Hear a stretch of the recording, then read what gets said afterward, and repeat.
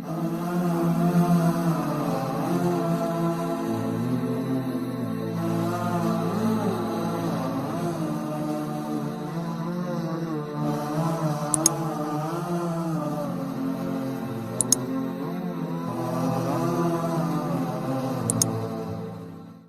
kita punya masalah, kita coba bangun awareness, oh Allah pengen membersihkan dosa-dosa saya nih. Terus kita berdoa, ya Allah bantu saya, ya Allah tolonglah saya, istighfar. Saya kadang-kadang ngerasa nih, kalau ada dosa, ada kesalahan, ada kekeliruan yang saya lakukan misalnya gitu. Kalau saya nggak kuat istighfarnya, bentar lagi akan diuji sama Allah. Ujinya macam-macam, alhamdulillahnya ujiannya masih ketahan.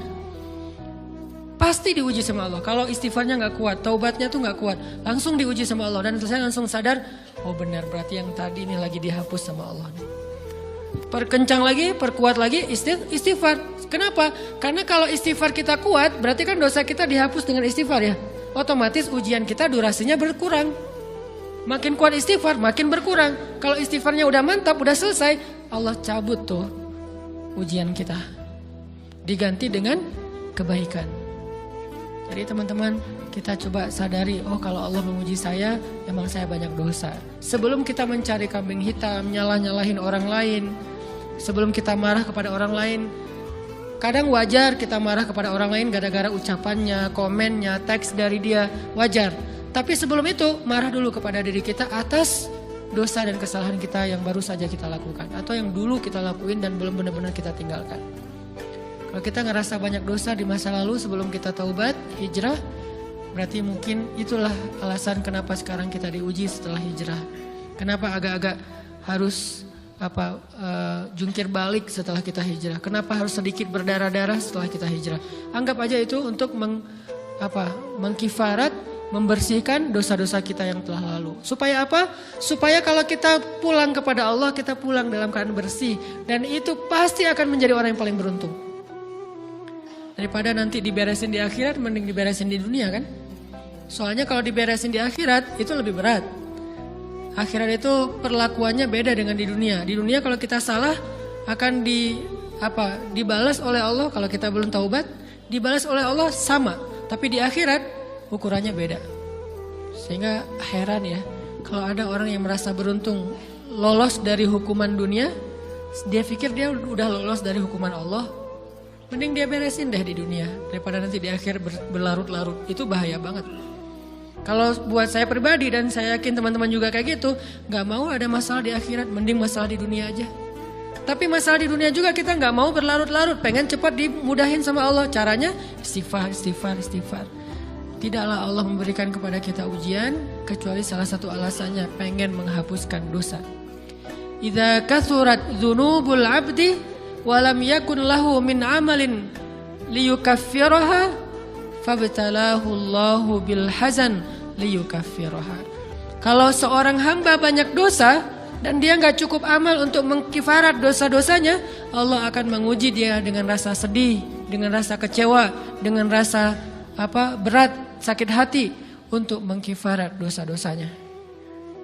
Itu yang kita bangun. Sehingga kalau ada masalah sama orang lain, kita memperbaiki diri dulu. Bukan sibuk dengan kesalahan dia terus-menerus yang gak mau kita maafin. Misalnya ada teman kita nih, jadi clash sama kita. Hal pertama yang kita bangun, astagfirullahaladzim saya banyak dosa nih. Tapi kan yang salah dia, ya. Tapi mungkin dia gak akan mengatakan kalimat itu, gak akan bersikap kayak gitu kalau kita gak punya dosa. Allah sengaja mengutus dia untuk menguji kita lewat kata-katanya, lewat perilakunya, karena kita punya dosa. Jadi penyebab pertama diuji itu bukan teman kita yang salah, itu penyebab kedua. Memang dia salah dan itu harus kita akui, realistis lah. Dia salah, dia gak pas, dia gak bijak, dia apa.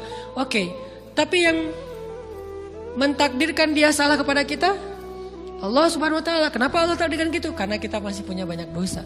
Allah kirim kita ujian, bisa manusia, bisa alam, bisa dalam diri kita sendiri. Itu semuanya adalah cara Allah untuk menguji kita dan membersihkan dosa-dosa kita. Ini yang kita bangun pertama. Yang kedua,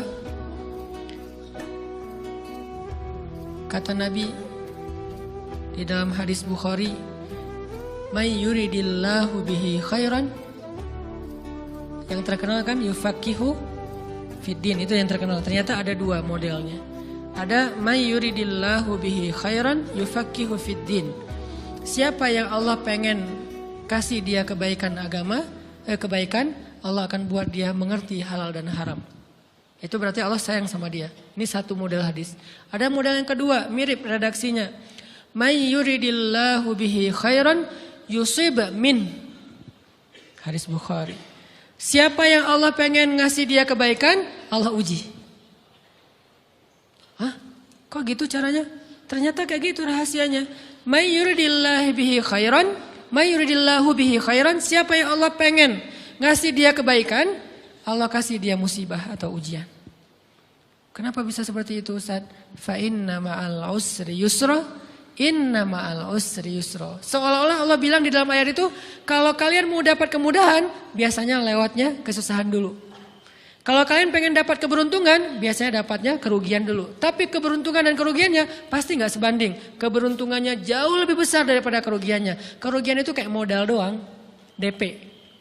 Jadi kalau kita mau dapat kejutan dari Allah, Allah kasih kita DP. DP-nya apa? Ujian. DP-nya musibah. DP-nya rasa gak nyaman. Itu DP tuh. DP terhadap apa? DP dari Allah terhadap hadiah-hadiah besar yang Allah pengen ngasih ke kita setelahnya. Cuman banyak orang yang menolak DP ini. Sama kayak kita misalnya. Kalau kita mau ngasih dia hadiah, kita kasih dia kayak kejutan dulu. Dia lagi ulang tahun nih, disiram air dulu. Setelah itu dikasih hadiah-hadiah yang mahal. Rela gak disiram air demi hadiah? Rela, udah siramin lagi aja. Kalau setelahnya ada hadiah. Yang kita gak rela, kalau setelah disiram, disuruh bersih-bersih sendiri dan gak dikasih apa-apa. Kan gak rela tuh. Berarti ini bab iman. Yakin gak kalau Allah tetap ngasih hadiah? Kan sabar dan iman itu ternyata tahu aman, kembar. Kalau kita yakin Allah ngasih hadiah setelah ngasih kita DP ujian, ya kita akan sabar. Gak apa-apa deh, bentar lagi mau dikasih hadiah, digini-giniin juga gak masalah. Dibully, diapain sama Allah, biarin aja. Ya Allah saya sabar, kan bentar lagi mau dikasih hadiah nih. Ini masalah yakin. Tapi kalau kita gak yakin, apa sih maunya Allah gitu kan? Begitu kalimat ini keluar, maka yang muncul setelahnya adalah mengeluh, berputus asa, dan gak akan sabar menghadapi ujian. Ujian, kata Nabi, may yuridillahu bihi khairan. Siapa yang Allah pengen kasih hadiah, siapa yang Allah pengen kasih kejutan, siapa yang Allah pengen kasih pertolongan, siapa yang Allah pengen kasih kebaikan, yusib min. Allah akan uji dia dulu. Ini sunnatullah. Sehingga kalau kita lagi diuji, yang kita lihat jangan ujiannya, apa setelah itu.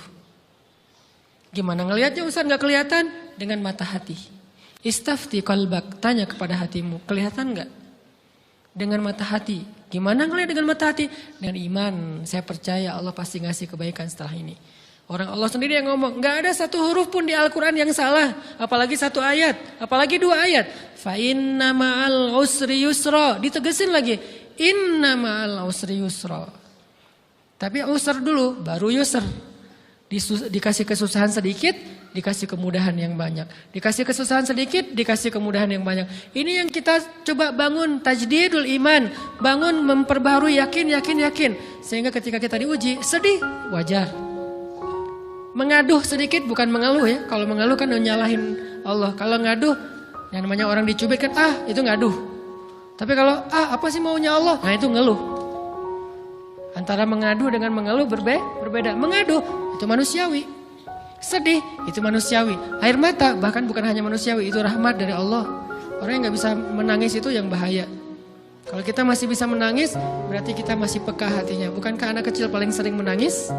Berarti hatinya peka. Siapa lagi selain anak kecil yang paling sering menangis? Cewek. Cowok itu emang gak punya perasaan, makanya jarang nangis.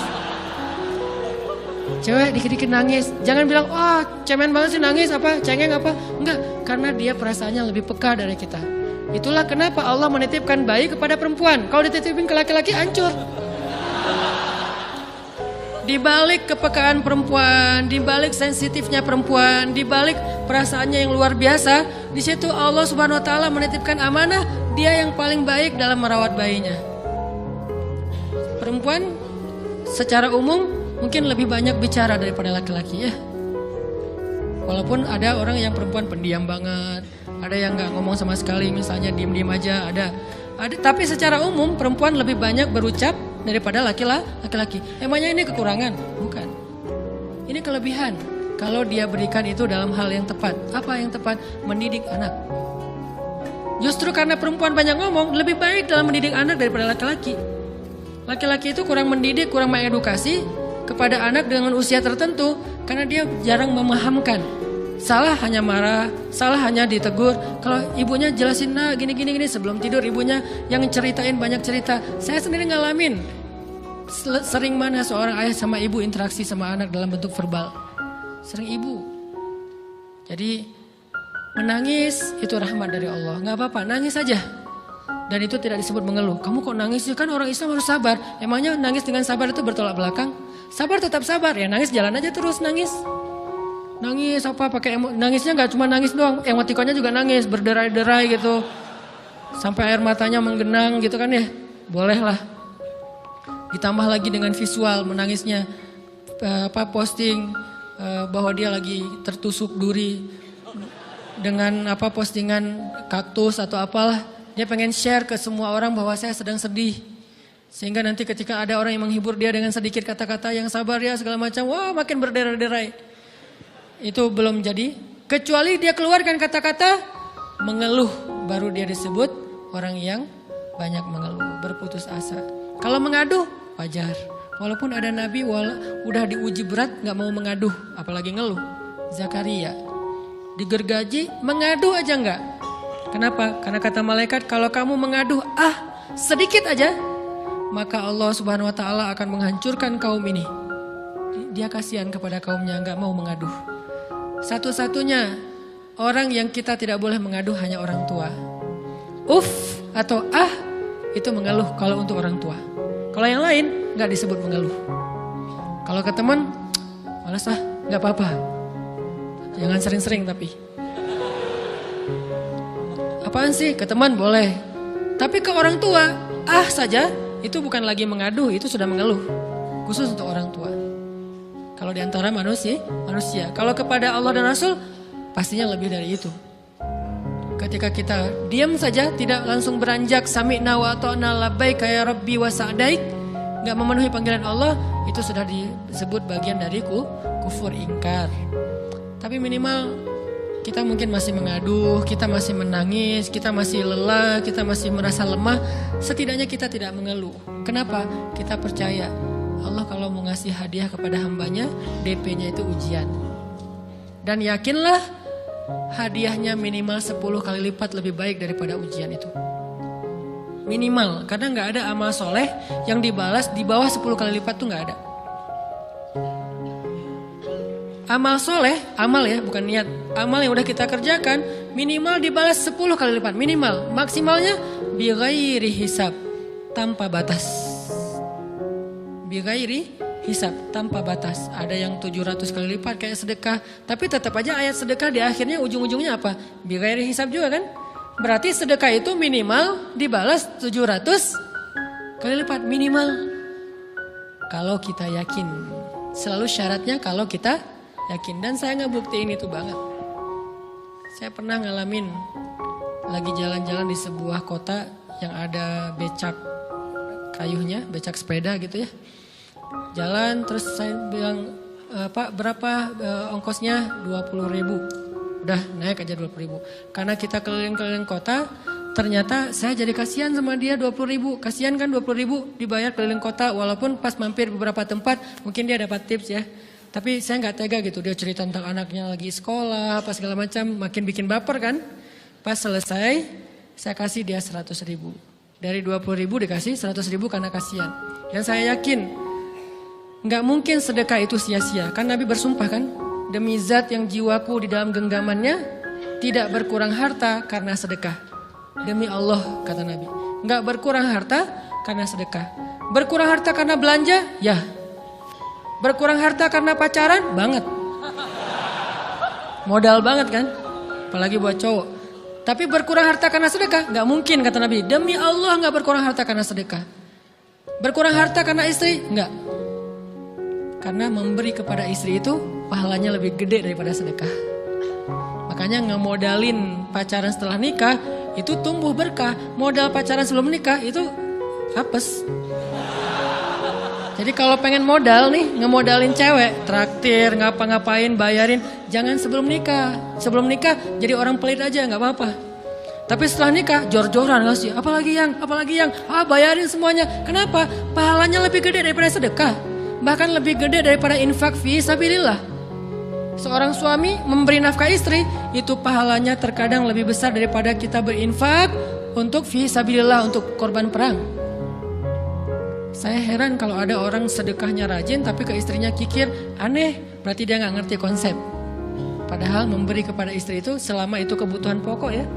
Dan sedikit entertain, gak apa-apa asal gak berlebihan, itu luar biasa. Makanya saya kalau jalan sama istri yang yang mana? Itu yang Onit suka. Oh ya, Onit suka. Kasih aja. Kenapa? Minta ini. Kasih. Selama ada kan kenapa gak dikasih kan ya? Nanti Allah ganti. Makin rajin kita ngebayarin istri kita, ngebelanjain istri kita, makin Allah ngasih yang kita gak pernah duga-duga. Sampai istri kita cemburu sama kita. Kok kamu duitnya banyak banget sih? Kan gara-gara aku sering ngasih ke kamu. Ya udah sini lain lagi. Mau ditransfer berapa gitu kan ya. Saya ngasih 100.000 ke si bapak. Dan saya yakin teman-teman sedekahnya pasti lebih dari itu karena 100.000 saya sebut. Kalau 1 juta ke atas saya gak mau nyebut, malu dong. Ria ya.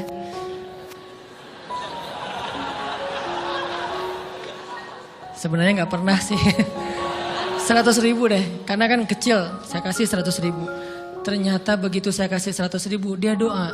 Nah ini nih pentingnya sedekah ke orang yang membutuhkan tapi gak minta-minta. Dia tulus. Dia langsung doa, ya Allah Pak mudah-mudahan rezekinya lancar, berkah, bertambah dan segala macam, bahagia keluarganya. Doa-doa ini semuanya dikabulkan dalam hitungan hari. Pertama bertambah bahagia rumah tangganya, dapat kecupan dari istri. Dia nganggap suami saya cowok banget sih. Mulai 1 nih. 2, demi Allah. Selang 15 jam kalau nggak salah, karena waktu itu malam, besok paginya ada orang yang ngejar-ngejar saya pengen ngasih hadiah. Ustadz saya pengen ketemu Ustadz. Maaf saya nggak bisa ketemu sekarang, lagi rush, lagi tight schedule gitu-gitulah, sosok gaya nggak jelas gitu ya. Terus Ustadz saya pengen banget ketemu, dia nggak ngomong pengen ketemu apa. Kalau dia bilang mau ngasih duit kan langsung saya prioritaskan kan ya. Berhubung dia nggak ngomong, ya udahlah, saya sosok jual mahal gitu. Tapi yang namanya rezeki kan gimana kita tolak, dia datang kan. Saya nolak. Pokoknya sebentar aja 5 menit nggak akan ganggu waktu Ustadz. Ya udah besok pagi ya pas breakfast gitu. Pakai gaya-gaya dikit breakfast. Pas breakfast, oh ya siap Ustadz. Jam berapa? Jam 8. Udah janjian jam 8. Mungkin orangnya nih dengar live streaming, Pak jazakumullah khair jaza. Makasih banyak, mudah-mudahan Allah tambahkan rezekinya. Terus beliau besok mau flight ke luar kota jam 8. Akhirnya ngubungin lagi malamnya, Pak Ustadz maaf gak bisa ketemu besok. Karena saya jam 8 itu jadwal terbang. Oh ya udah nggak apa-apa. Seneng dong saya nggak jadi ketemu kan.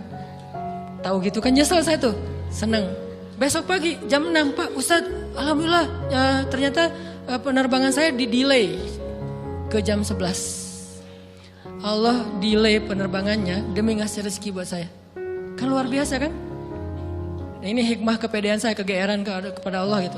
Di delay demi saya. Kan kadang-kadang GR ya di depan Allah ya. Robbi akraman kan gitu ayatnya. Allah memuliakan saya dengan istighfar tetap. Akhirnya saya bisa ketemu Ustaz. Saya nggak baca WA-nya. Terlambat baca, baru baca jam 8. Dia udah mulai agak putus asa. Kayaknya udah gak mungkin ketemu nih. Jam 8 pas saya baca, ternyata orangnya nggak di delay. Ya udah saya balas, ya udah sekarang saya tunggu ya jam 9. Maaf cuma sebentar. Nggak apa-apa Ustaz 5 menit. Datang dia. Datang ngasih apa coba? Ngasih duit 200 juta. Demi Allah. Cuman berselang beberapa jam, saya tolak-tolak. Tahu gitu Pak, datang malam ini aja.